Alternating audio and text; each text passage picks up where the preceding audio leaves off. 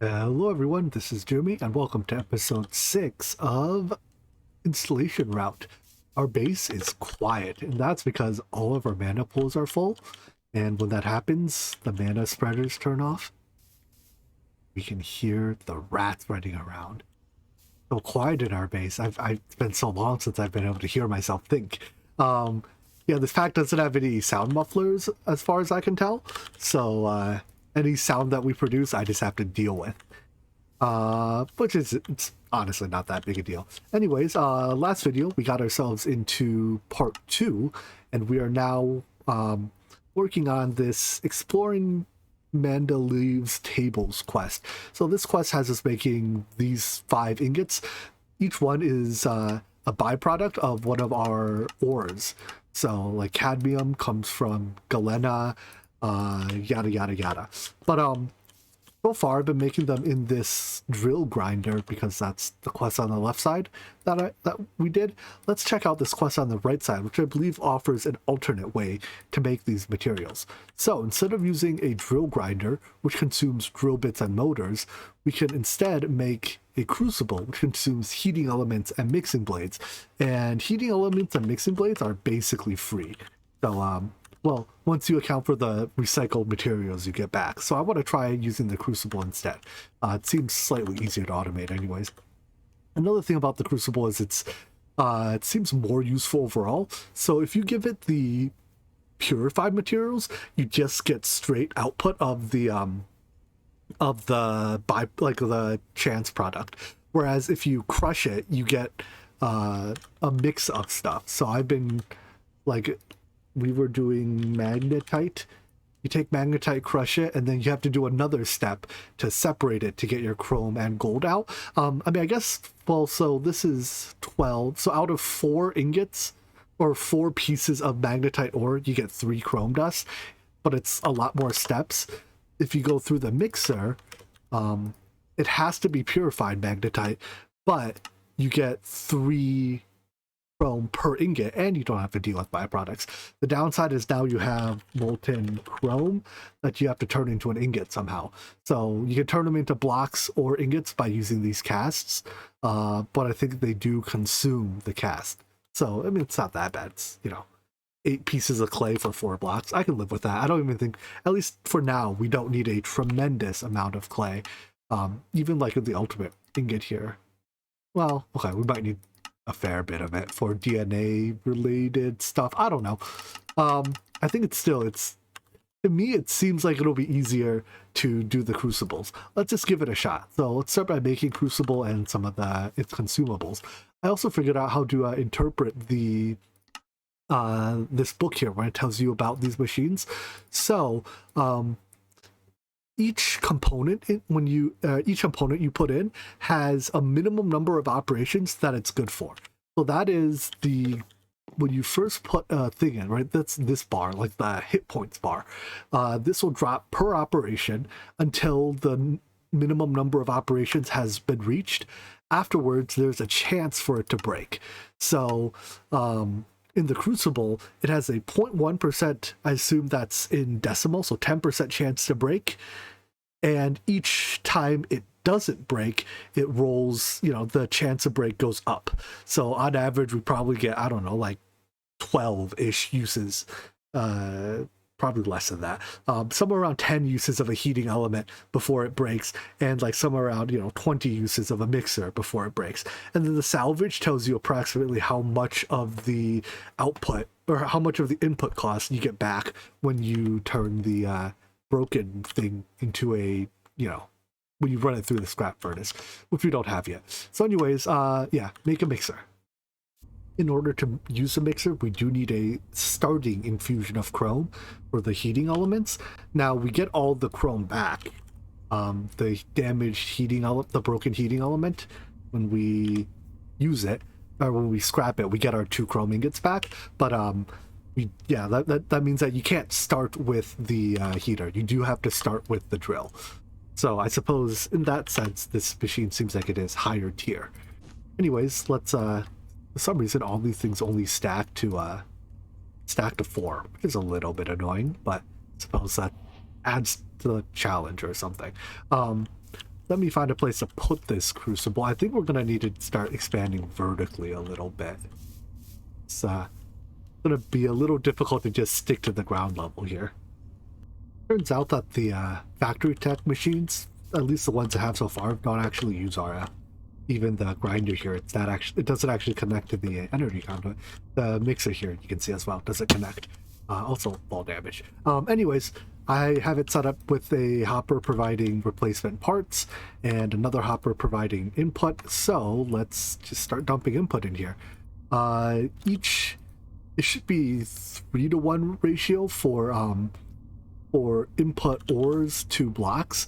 It counts 100 millibuckets per block as opposed to 144 or whatever the normal is when we're doing the factory tech stuff, which works for me.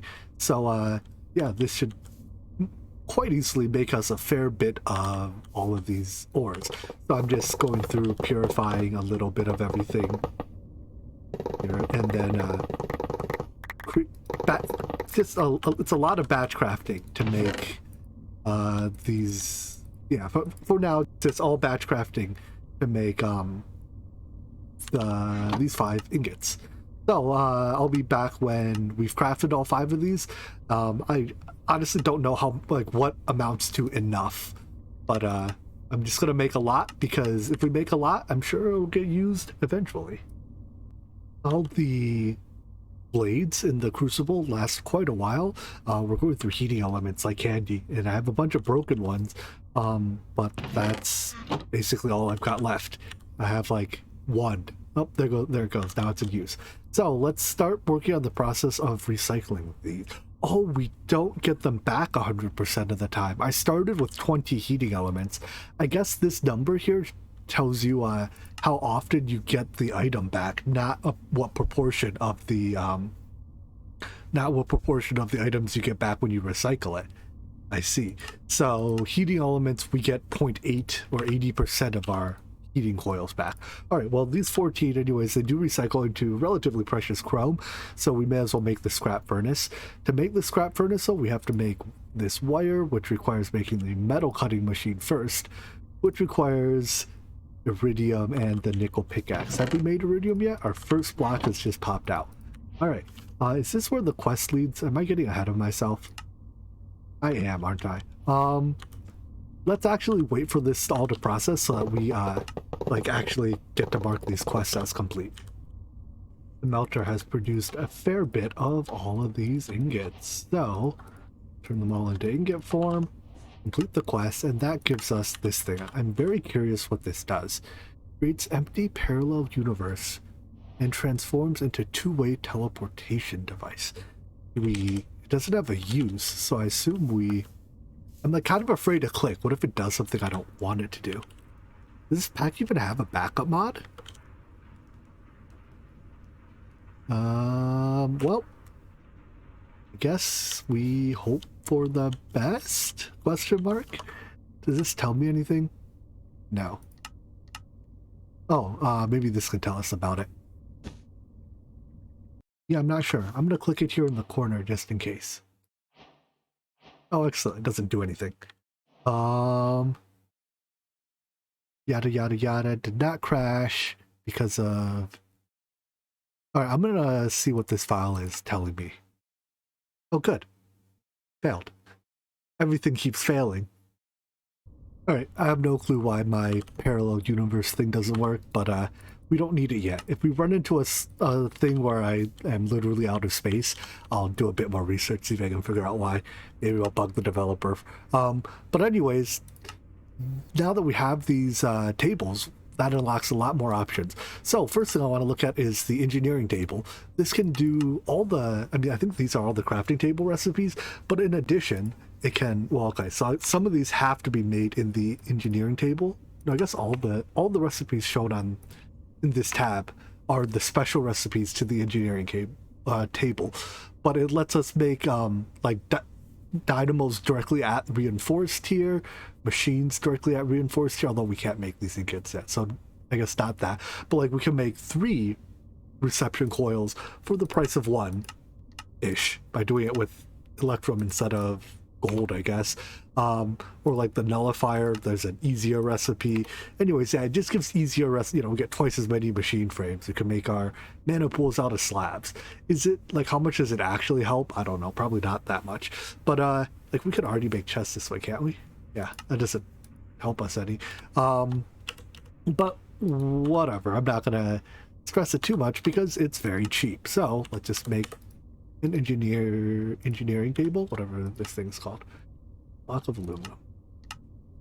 One of these, and come on, one of these. Nice. So guess you can come here. There we go. Does that give us anything? No, it doesn't. The next table, this one is a bit more complicated, but this lets us get into mob spawning. Slightly increases the speed of fabricators. Ooh, I like that. But the DNA project table here lets us make, take these empty DNA listings, and it uses a lot of these ingots. This is probably going to be one of our biggest sinks, but it lets us make DNA. This is a reusable item that can be used to fill morbs, and then we can later empty these morbs out, but doesn't even look like we can go there yet. So maybe let's hold off on this for a little bit. Because I don't think we can actually use that yet. So instead, this quest, it just has us upgrading these 5 things with their respective ingots. So, oh wait, does that not use our sword? Oh, that's super convenient. Is that true for all of these? Oh, nice. I honestly did not expect that. That makes this one item a lot easier. This thing, I was thinking we would have to remake one axe for every single, one of each tool for every single ultimate ingot. No, that basically just means that the ultimate ingot uses one of each of these ingots instead of the sword as well as the energy of iron sword. Okay, so that's a pleasant surprise. I'm down for pleasant surprises. All right, well, anyways, let's upgrade the last few. Let's just make sure that these are all not consumed. Neato. Oopsies, did I make troubles twice?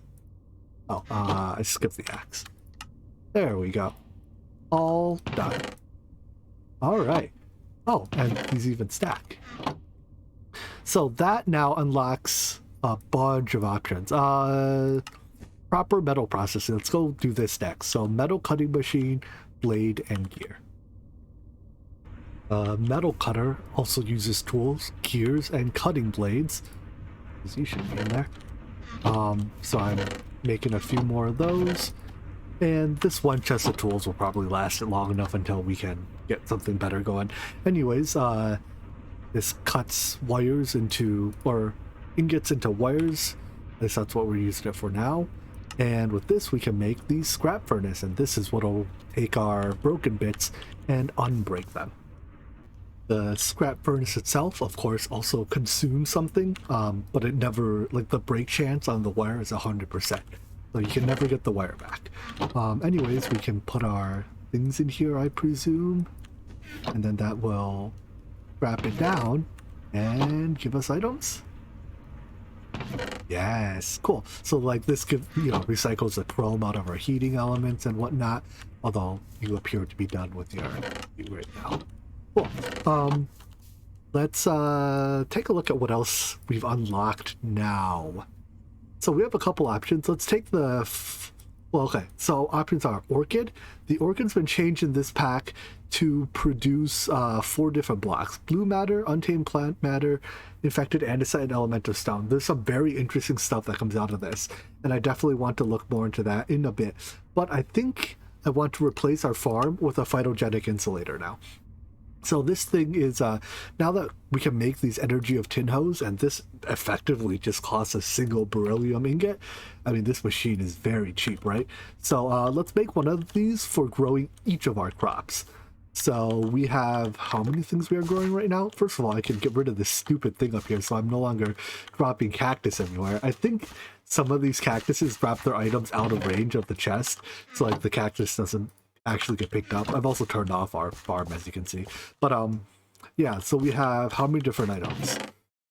Seeds, beetroot, potato, carrots. I'm going to need these poison potatoes. And cactus. So 5? Let's make 5 phytogenic insulators then. I'm kind of getting sick of making machine frames all the time. Well, let's just craft 2 stacks of them. That will hopefully last the rest of the pack. So anyways, 5 of these. Very good. Second thought, maybe a single one will be enough. I've already made all 5, so the others just get to sit idly by and wait. But if I make a Signalum upgrade kit, which I believe we almost can, we can put 5 augments in here, and with 5 nutrient recovery augments, there's a 95% chance for us to get our phyto grow, like to not use a phyto grow. So that means each piece of phyto grow is actually good for 20 operations. So we're gonna set this aside until we have the Signalum upgrade kit, because then, I mean, 20 pieces of like each piece of phyto grow being good for 20 operations on average means that a single say, you know, piece of phyto grow, if we were growing potatoes, right, we net 8 potatoes per cycle. We would instead, for one piece of phyto grow, be able to grow 20 times 8, or 160 potatoes for one. A stack of phyto grow then will grow 8 stacks. Wait, no. A stack of phyto grow would normally grow 8 stacks of potatoes, but instead here we would get 160 stacks of potatoes per stack of phyto grow. So yeah, the photogenic insulator becomes very good once you can get 5 nutrient recovery. I mean, the more the merrier, but it caps at 95% at 5 of them. So yeah, I'm just gonna set our phytogenic insulator aside. We'll leave our good one there, and work our way down here a little bit further until we can. I think it's this thing that enables the this quest here that'll enable the super good growth stuff. But let's now move over and make the orchid here. So I think we can make everything in this. We can compact. Yeah, we can compact for that. So of these ores that come out, elemental stone is a good way to... let's just take a look. Elemental stone can be... Oh boy, this is complicated. Turned into elemental dust, and then... No, that's not the one I was looking at. This can be bottled and then separated. Yeah, this is the recipe. It gets us all of the powders much more easily than burning our experience. Although, I'm not sure if that's actually easier than doing it with mobs. What exactly was this good for again? Asteroid plasma. For some reason, all of the factory tech JEI recipes that use fluids, like I can't left or right click them in JEI, which makes it significantly harder to use. Looks like asteroid plasma is just energy. That's not all that exciting. But blue matter, this one's great. This is, we can melt it into blue matter and then either turn it into mana or react it with these various things to get... hold on. Oil shell is nice. This is one way to get energy. Otherworldly stone is eventually needed to make black iron. Maybe this isn't as useful as I initially thought it was. I'm gonna look through. Purple is eventually useful for something, I'm sure.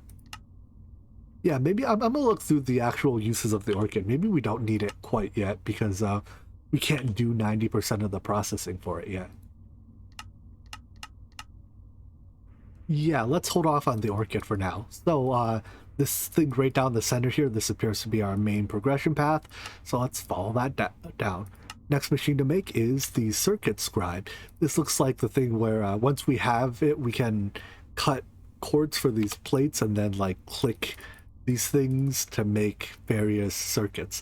The definition of pointless tedium, but you know, that's apparently fun for someone. Anyways, we now have all the materials to make this, right? We can make cobalt now, and we just gained the ability to make wire. So one circuit scribe coming right up. Not quite sure what we're going to make with this yet, but it apparently uses tools as well. So does it? We can at least undo. All right, whatever. There's some side quests here I don't care about. There's like apparently a literal microprocessor here. Great, yeah, I love writing assembly code in Minecraft. That's actually my dream come true. How do you know? So next machine is an arc furnace. I hope this arc furnace is a little bit smaller than the immersive engineering one, because we're gonna have an awfully hard time. I mean, I guess we could fit an immersive engineering arc furnace in here. Rather not have to. So yeah, let's make one of these. Looks pretty straightforward. The arc furnace is a pretty strange looking machine. First of all, it has a dot on one side. I assume that's input, but like none of the other factory tech machines have a dot on it. The book doesn't mention anything special about the dot side, so I don't know. And then like if I face it this way, it kind of looks like the other machines, right? But then what's a dot for? Does it connect to energy? Who knows? But it also uses, you know, it's like every other machine, so I guess we just hook it up like every other machine for now. Looking at uses of the arc furnace, most of these are this circuit stuff. Honestly, the circuit stuff is so uninteresting. I'm going to avoid it as much as I can. Like, is it really fun to take a thing, click these bits, put it in a machine, put it in another machine, just to use it for crafting? I don't know. It's enough microcrafting steps to make Greg proud. But perhaps more usefully, the arc furnace can... Okay, so this is literally useless. I don't know why anyone will go through this much trouble to make rich slag, but it can make lumium. And turns out this is the only way to make lumium, because lumium blend cannot be made the standard way. I mean, maybe there's other ways too. I think these are all recycly bits. Yeah, so looking at this is the only way to make lumium. So a lot of components that go into this, but this thing can then be arc furnace 2-to-1 to make lumium ingots. The lumium is actually quite expensive, and if I recall, the this thing uses 4 ingots of lumium per. Well, we're gonna have to make a lot of it, I guess. It's really just this monster dust then, huh? Everything else in here doesn't look that bad on second thought. I don't know. Whatever. We're just gonna leave that there until we actually need it. I'm kind of at this point just like doing the things the quest book asked me to do. And like the machines, nothing's hooked up to automation, right? It's just kind of sitting here. Because I honestly have no clue how, like why I'm doing this. And I'm sure the why will be clear soon. Perhaps even just a fluid agitator will make things obvious. I've seen a lot of recipes that use this. So like we can make clay in this machine. It's probably not better than make it in the lunium, but I saw this one. We can make blaze powder in here. Most of this was just earlier in the back when I was looking at recipes. I just saw a lot of random recipes that use the fluid agitator. So I guess this seems like the type of machine that will be difficult to automate because it uses a lot of different fluid inputs, and fluids are rough to move around in precise quantities. But I mean, that's the whole point of the challenge, right? So let's make this and see where exactly that leads. But these seem like the next tier of ingots, and they're all made in the fluid agitator by the looks of it, with different materials as well. So yeah, that looks like the next significant challenge. Well, for starters, let's make one of these. And we have to make one of these circuits. Excellent. I couldn't be more excited. This stupid circuit scribe doesn't even have a JEI import. Am I supposed to like, oh yeah, let me, hold on, let me look this up again. Oh, wait, it erased my thing. Hold on, let me, oh, wait. I'm legitimately upset at this circuit scribe. This is a stupidest machine that serves literally no purpose. Like, you have to take a screenshot of JEI just to be able to craft. Alright, it's got one redeeming factor. You set it once, and it just crafts until, presumably, you run out of either inputs of some type. So, how many different patterns are there? There's only 4 different ones. I'm only moderately disappointed in it now. I'm just gonna batch craft these circuits, so hopefully we never have to fill this thing in again. Anyways, now that I have this pattern, we have to fill it with gold, and of course it has to pick 75 millibuckets. Can't pick a nice easy amount. All right, so what we have to do is melt. We can only melt gold ore. Can't even melt gold ingots. All right. Well, we melt gold ore in our crucible, and I guess since gold ore, well, 3 ingots fill 2 patterns. So if I get, what's the iron ore called? It's this stuff. Grab 6 of this, and then transform that into gold, and then melt that gold in here. I'm gonna empty out the last of that chrome, and then take our things and fill them. Oh good, at least this process is fast. Got some redeeming factors. Alright, so anyways, that gives us these plates, and then we have to arc furnace these plates. Oh, go on my inventory, not on the ground. Arc furnace, where they get turned into, you know, you go from one doodad to the exact same doodad that they're the equivalent item. You couldn't do anything else with it. The step exists purely for complexity. Yeah, that.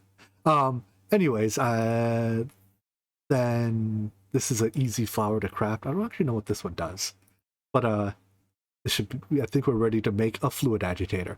So I'm only gonna make one for now, but I'm like 99.9% sure we're gonna end up using like 50-60 of these machines throughout the playthrough.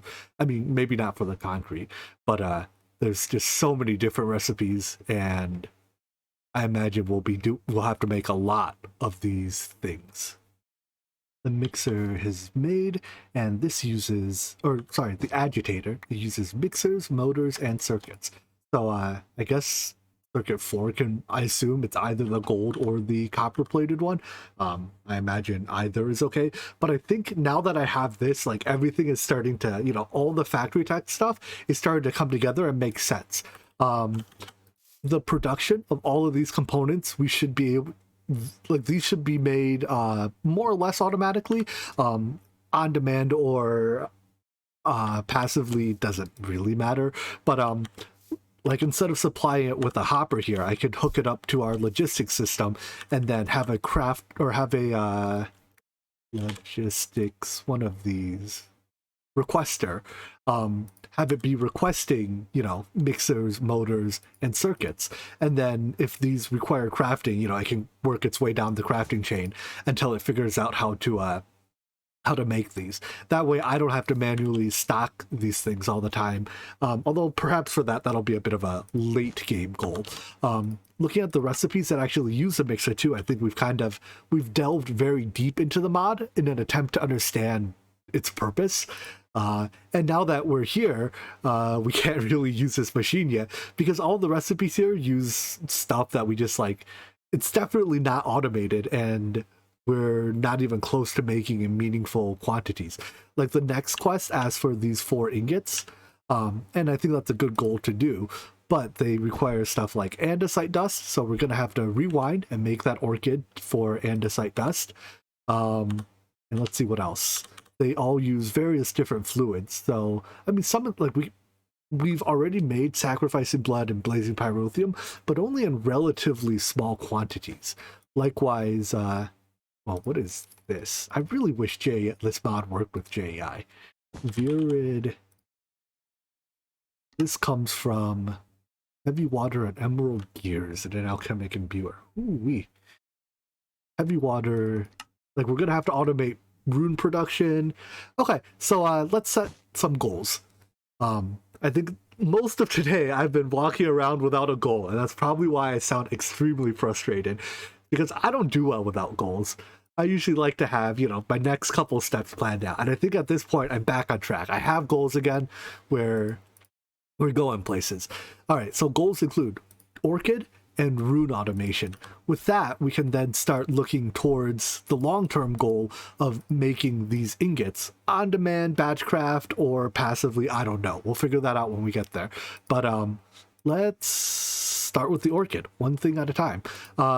So the orchid recipe doesn't look all that bad. I think we can already make everything in it. Yeah, well, we've already looked at this. And then of the stuff that comes out, most of it, I don't even think it's like, I don't even want to bother processing it right now.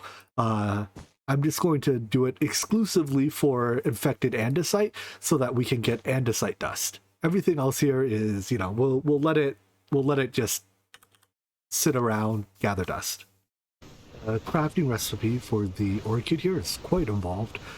2 different tier 3 runes. I mean, it's nothing we didn't have, but for some reason we get 2 of them. So, I'm not going to complain if you're going to give me 2 for the price of 1. There we go. Alright, so the Orchid, I believe what it does is it turns nearby stone into ores.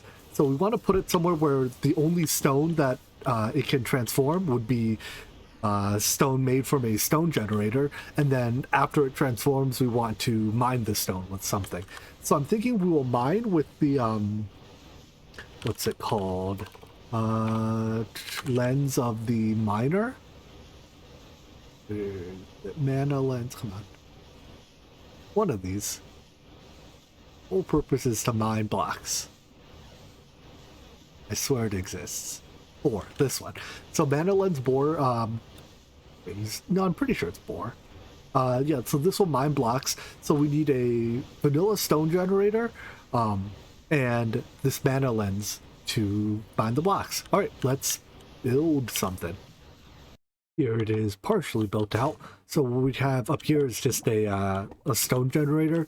Each time we flip this lever here, it should generate a new piece of stone. Then we have the Orchid. It needs to be supplied with mana, so I have it linked to a mana pool, presumably the one right next to it, although I'm not actually sure. Yep. Now we just need to get mana into this pool. So if I put a spark here, is it close enough? It is. Excellent. And I'm going to make this a dominant spark. So this will pull in mana from these mana pools here. Is it in range to get all of them? Appears to be. Perfect. This mana pool will also serve to feed into this pool here. So on this pool, I'm going to put a spark and a recessive whatever augment. So the idea is that when this mana spreader fires, it will mine this block, send the mana to here, and then the mana in this pool will try to go back here or really anywhere else, because this pool, the mana here just has to be reused somehow. The mana burst that breaks the block does consume a little bit of mana, but it's not enough that I'm worried about like depleting our meaningful mana. For what it's worth, each operation of the Orchid costs something like almost 18,000 mana. I believe the quest book says exactly how much. Yeah, 17,500 mana. Breaking the block costs 25. So, you know, 99% of the cost is in making the ore and 1% is in breaking it. Anyways, we also then need something to pick up the item at the end. So let's make a vacuum later thingy. I'm leaning towards using this because we can filter it, whereas we can't filter the a whatchamacallit, hopper. Well, we can filter a hopper hock too, I guess. I don't know, whatever. We'll just use this. And then that's really all there is to it, I think. So let me set up some timers to automatically push a piston and the mana spreader there. But this build is almost done. I'm just using a timer here set to 20 seconds. Realistically, it can probably be set significantly lower. But at some point, we start using mana faster than we're producing it.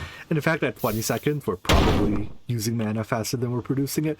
But did it fire? Yeah, it does fire. So it fires the mana spreader, which breaks the thing. Just picks up the drop if I'm not here to steal it. And then pulses a piston a couple takes later, just to make sure there's enough time to break the block first. So there we have it. Now we have automated block, or automated orchiding and breaking of the resultant blocks. I'm just going to set this vacuumlator now to be filtered so it doesn't steal all of my stuff, and then we can store the blocks into, I guess, a cache for now. If we get 4 caches, that'll effectively hold an infinite number of these items. I did some rough estimation, and I think based on our mana production weight, we can support making one piece of like doing one orchid action for about 5 seconds. That'll use almost like 90+% of our mana produced. So I set the timer to 5 seconds. anyways, all that's left now is we store everything into these caches. Please go in there. I should put the thing here to turn off my magnet, the flower to turn off my magnet, and then connect the caches to our item system, and then we should be able to see blue matter over here on our terminal if needed. And that'll also allow us to... oh wait, don't see it yet. Is it connected? Oh wait, these are fluid ducts. Hold on. I have to connect this to this item duct system. Of course I don't see it. It's not connected yet. Please don't connect there. There we go. Now we see the blue matter blocks and all of the other blocks coming out of our Orchid in our terminal. So we can access these for, you know, automation purposes anywhere we have our item ducts. Cool. Next thing to do would be to automate the runic altar for crafting runes. However, I think we're out of time for today, so that'll be a decent project for us to start tomorrow with. Also, this thing is super duper mega loud. Like, I can be all the way across the base, and okay, maybe this is far enough. Like, nope, I still hear that loud explosion every couple seconds. Which one is it under? Blocks, maybe?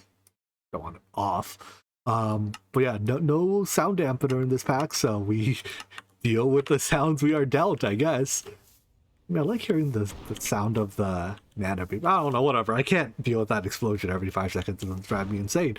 So, yeah, I hope you guys enjoyed this episode. I'm sorry I was a little bit frustrated for about the middle part of it, but I think we're back on track and going places.